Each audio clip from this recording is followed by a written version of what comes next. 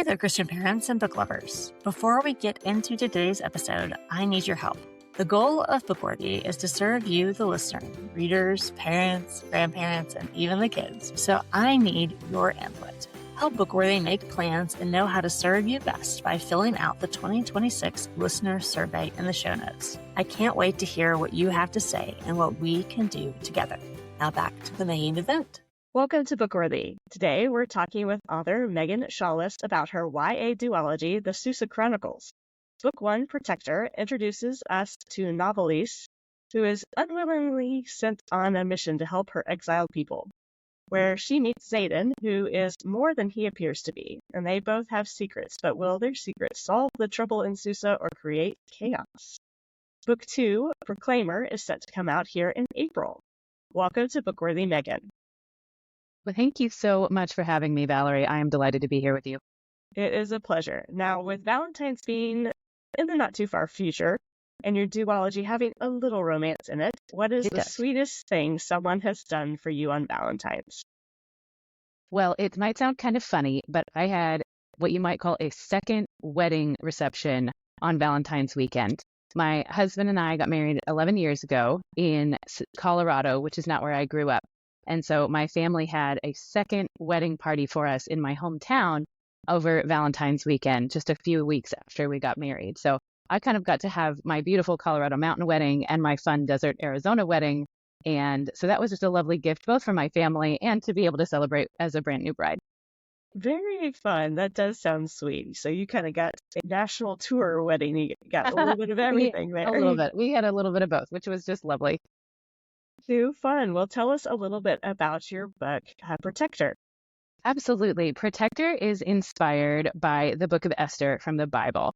And several years ago, while doing something completely unrelated to writing, like perhaps scrubbing the shower, I had the random idea, because that's where all good ideas come from, when you're doing something that has nothing to do with writing or reading at all.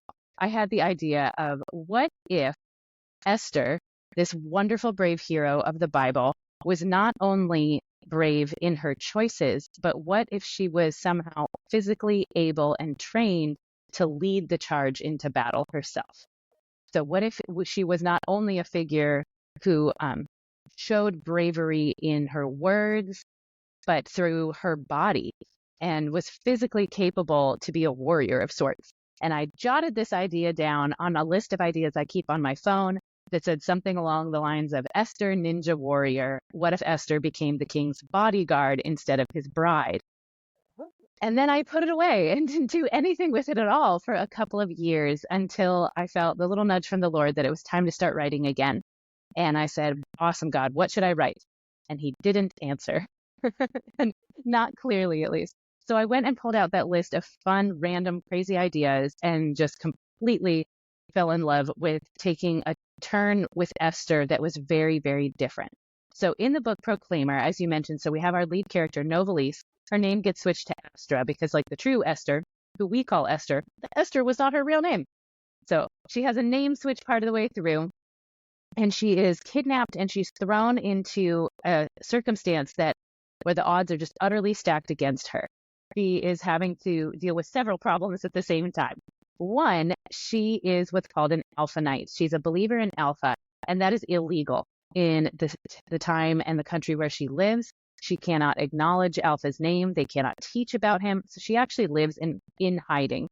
And the fact that she's not an alpha knight, not that she is an alpha knight, is obvious on her very skin by her lack of a certain type of tattoo. So anyone could look at her and would immediately know, oh, you're one of those people. And that's a problem for her, especially when she is kidnapped, as I mentioned, and she's mistaken for one of these biologically upgraded super warrior women called the Enhanced. And the real Enhanced have lots and lots of tattoos. So again, just by looking at Esther's poor bare arms, it would be very obvious that she's not Enhanced. She has no business fighting to be the king's bodyguard, and she's not even a legal citizen in some ways. She is one of these alpha knights because of her beliefs. So she is in a situation where she's having to hide herself physically, she's having to watch what she says, and she's having to fight and compete through physical obstacle courses and challenges against women who physically far, far are superior to her. And through all that, she's going to have to figure out, is she supposed to try to be the best at something she's not, or is she going to have to find a deeper advantage somewhere within herself? It's a very interesting read. I've enjoyed reading it and kind of seeing the similarities between the Esther story and Protector. Also just a very unique take of, she is not enhanced. She is, completely different than what everybody expects. And that's also the same for Zayden, too. He's supposed to be one thing, but he doesn't want to do things the way that everybody else wants to do them. And they kind of bond over that little awkwardness that they have in their roles. But it's a lot of fun. I really enjoyed reading it. As you were writing this book, how did God kind of speak to you in the writing of a story that's so similar to an Esther story that everybody loves? Absolutely. So there were a couple of big things that God spoke to me while I was writing this. And one of them that I knew going in I wanted to show, and one of them that just blew me away when God plopped that thought into my brain. So the first one is that our greatest advantage is our relationship with God. And sadly, I feel like in the world we live, we're often told that our faith is something that we need to be quiet about, or it's something that's like, well, that's a personal thing that's just for you. You do that at home or on Sundays. But our faith, what I've really, really grasped writing this book is that our faith is the greatest advantage that we have of all. It is more important than our brains, our intellect, how smart and how strong we are. It's more important than how fun or how popular or funny we are. The fact that we are in Christ is bigger than anything and actually has the power to do more for us than anything. We can go farther as a follower of Jesus than we can as the smartest, coolest person on the planet. So that it truly is an advantage. It's not just a detail of our lives. It is the power lifting everything up and pushing everything forward. So that the Lord had kind of really been teaching me before I started writing, and I knew I wanted to share that. The thing that he completely dazzled me with that I had not ever thought about was the difference between what the world calls us and what God calls us.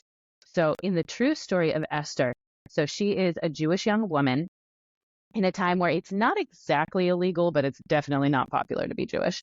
And she, for those who aren't familiar, is actually kind of kidnapped and roped into a competition to become the king's new wife because the king got mad at his old wife and told her she wasn't allowed to be around anymore. It's actually what it says in the Bible, guys. It's true. He got mad and said, done with you. I'm going to go pick a new one. Not a good advice. Not a good way to operate. But he does that. And so she and several other women are gathered together and they're supposed to compete and figure out who's going to be the best new bride for the king. And in that situation, she's put in a very terrible situation that really could have stained the rest of her life very horribly. And the world said, you are just an extra girl in the king's life. You're not special. You are not a treasure. The historical world they would use as concubine. And you are just another girl in this king's line of girls. But God said, no. You are a queen. And that I was leading worship at church one day, and that just struck my heart so deeply that when the world says you're a throwaway, you are good for one day, and then we're done with you. You are meaningless. You're trash. God says, no, you are royalty. You are a queen. I'm going to put a crown on your head. Not the king isn't going to put a crown on you. I'm going to put a crown on your head. You are mine. And that just utterly blew me away when he told me that. So one of the things that I ended up loving that God taught me while I was writing this, and hopefully it shows a little bit in the story, is that the world can give us a whole lot of labels, but nothing is better and more beautiful or more true than the label that God gives us. I love that. And it's very evident throughout the story that she's struggling with that. Is God speaking? I can't remember how they define God, but talk Alpha, how they talk Alpha, with him, and that connection she has with him, and she kind of has trouble figuring out, okay, is this still important to me in this situation where it's kind of life and death? And I love her journey because just a journey most Christians have to go through. And I love that you've written this for kind of that YA younger generation that, they are in almost a foreign land, in where being a Christian is a little taboo. It's not the cool thing anymore. And, it is hard to identify yourself with Christ and be in the world that we are in. And I love that struggle she has throughout the story to be like, no, this is important. This is, like you said, this equips me better than any tool or weapon or training I could have. And so That's a perfect way to say it. Yeah. I love that message for those young adults. What inspired you to write for this YA age group? Yeah. So I am not a young adult. In case that's not clear. I am not a young adult. I haven't been a young adult for a good 20 years. However, a few years ago, I was reading some very popular young adult fiction.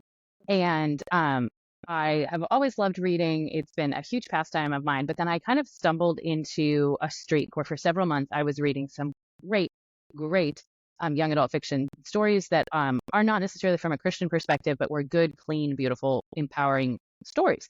And I was reading these, and there was something about the voice and something about the tension that they were going through that just resonated with me very deeply. And I said, yes, if I ever wrote a book, it would sound and feel like this.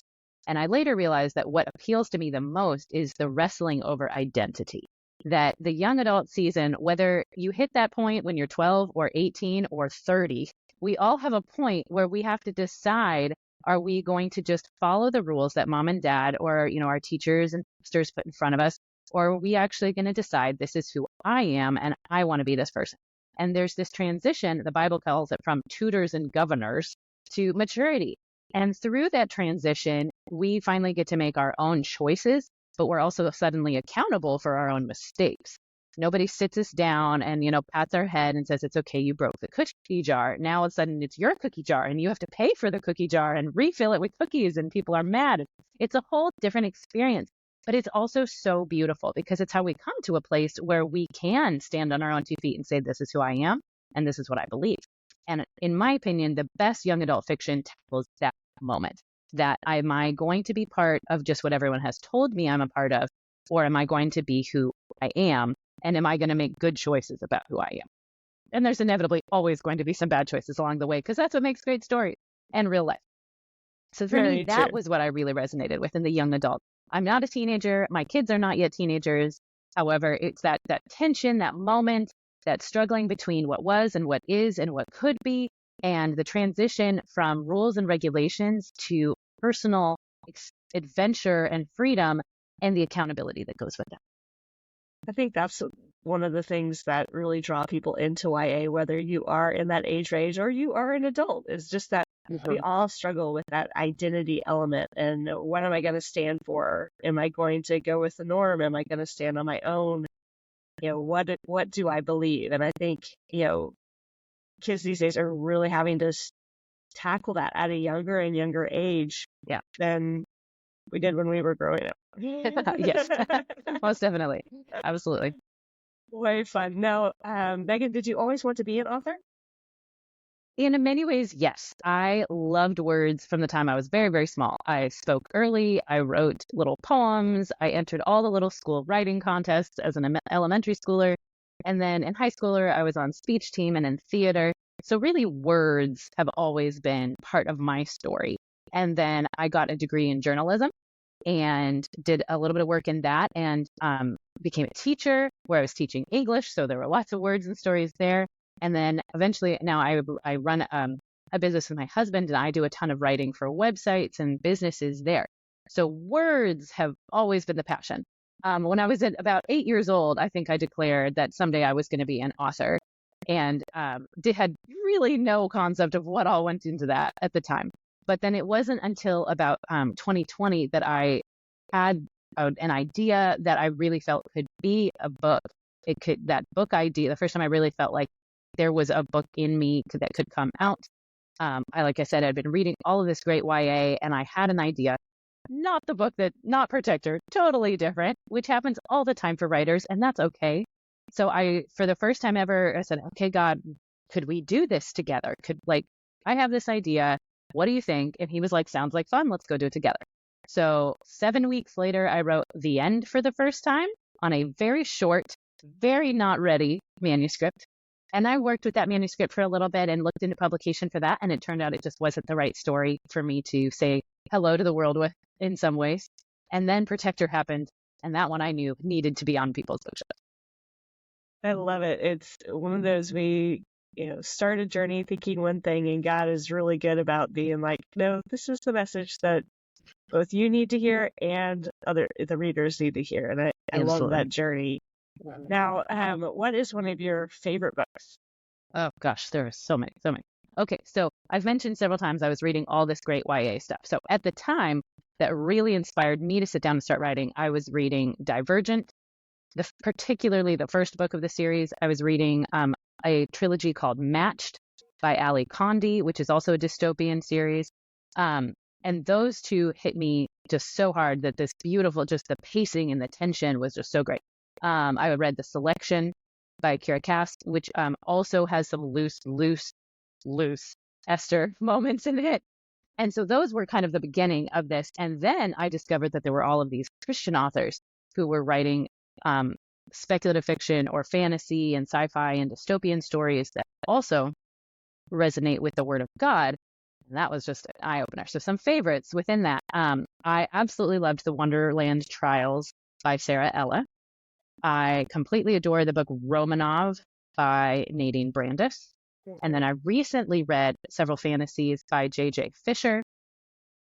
Kalor by J.J. Fisher is, in my thought, truly a perfect fantasy.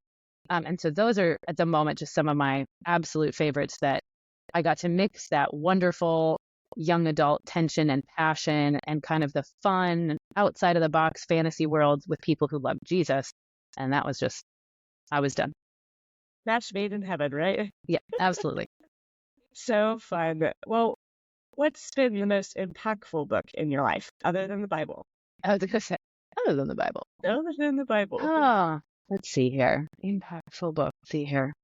That's a good question. Normally I get by with listing a ton of books. Let's see here. So, strangely, one of the first ones that comes to my heart is definitely not a book for children, but it is an incredibly powerful book. It's called Thorn in My Heart, and it is by Liz Curtis Higgs. And one of the reasons it's so impactful to me is that it is also a Bible retelling. It is the story of Jacob and Leah and Rachel reset in the Scottish Highlands of the 1700s. Again, this is not a book for children. It is very much a Christian book, but it's not for children. But part of what blew me away was that it focuses very much on Leah. Leah is a real human who lived and had lots of experiences. But when I have previously had read the Bible talking about Leah and Jacob, I always kind of focused on like, oh, poor Jacob. He's just trying to get he's so in love with Rachel. He's just trying to get Rachel. If you're not familiar, this is an account in Genesis around chapter 30-ish. Go read it. And Leah was just kind of in the way. But when I read this very fictional account, it made me look at a real human who lived in the Bible, a real human who's beloved by God in a totally different way. And so it really showed me how fiction stories can actually help us open our eyes to the truth that God is teaching us in his word. And that's something that, as someone who was also writing a Bible retelling, really solidified a bit of a mission in me to do that as well, to use fiction, to use this silly nanotechnology and, sci-fi moments and tattoos, and I'll use all that stuff that really is just fluff, not in a bad way, but to use it to really show people that there is truth in the Word of God and applies to you today. Yeah, it's really kind of in our world, we get kind of fed and stuck on just the really simple messages, even though they are very deep of, God is love, love your neighbor, those things, but there is such a depth, and every human emotion is an experience. It's basically in the Bible. And I think Leah really hits on that identity. Where is my identity?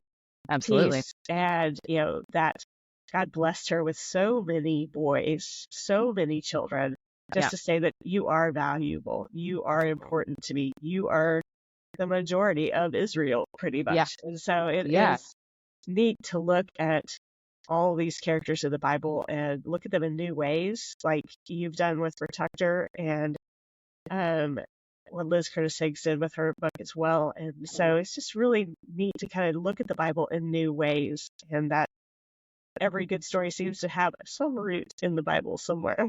It really does. It really does. Once I started intentionally looking at, how could I take this beautiful, perfect Bible story and make an inevitably imperfect but fun fiction story out of it, I started noticing all of a sudden several books that aren't even advertised as Bible retellings. I've always said just from the beginning, this is an Esther retelling. But not all books are marketed that way. But I started noticing, like, wait a minute, this is totally Joseph. This is a totally Joseph. He was kidnapped and then he's elevated. This is Joseph. I read one recently that was like, it's Jonah.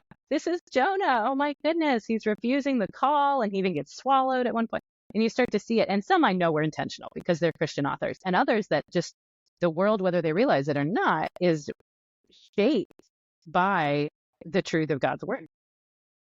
It is. It really is. I mean, I took a class in college on English literature, and it was, the teacher wasn't even a Christian, but he was constantly saying how there are Jesus archetypes throughout these stories. And it was just fun to be like, oh, God, you're up to something, aren't you? Absolutely. You're going to make yourself known no matter what. Absolutely. Well, Megan, what can we expect next from you? So, as you mentioned, a Proclaimer, which is the conclusion of the Susa Chronicles duology. Duology is a very fancy word for a 2-book series. That comes out in April of 2025. And I will mention, I did just sign a contract for a 3rd book that is not a direct sequel. The Esther story will wrap up in Proclaimer, I promise. But there's someone in the Susa Chronicles that I just thought truly deserved a story of their own. And so that character is going to get his or her own story in a book that's going to come out in 2026. That's exciting. You definitely have a whole host of characters that have their own story. And I know you're not going to tell me now, but not on the air. I can tell you off air. Okay, off air. But I can't wait to hear which character does kind of get a little bit more page time or word time. So very cool. Exactly. Well, Megan, where can people find out more about you and your books?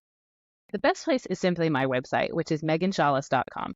There you can sign up for my newsletter. I send a newsletter twice a month, and it is without a doubt my favorite way to connect with readers and friends is through my newsletter. I send an encouraging message, kind of like a little devotional. It's always very positive.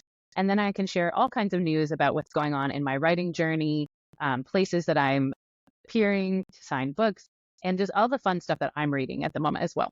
Outside of my newsletter, Instagram is the social media where I am most often found. And like I said, on my website, you can order signed copies of my books that I send to people with fun little temporary tattoos, because tattoos are such a big part in the book. And then also the links to all the typical Amazon and Barnes & Noble places that you can find. So the website's really one easy place to learn a lot about me. Wonderful. We'll make sure to have that in the show notes so that people can find you easily. Thank you so much for joining me today, Megan. Absolutely. It was a pleasure, Valerie. And thank you for joining Megan and me on this episode of the Bookworthy Podcast. Check the show notes for any books or links that we discussed. And let us know in the comments what is the sweetest thing done for you on Valentine's Day. Be sure to like and subscribe so we can discover more great books together. Happy reading!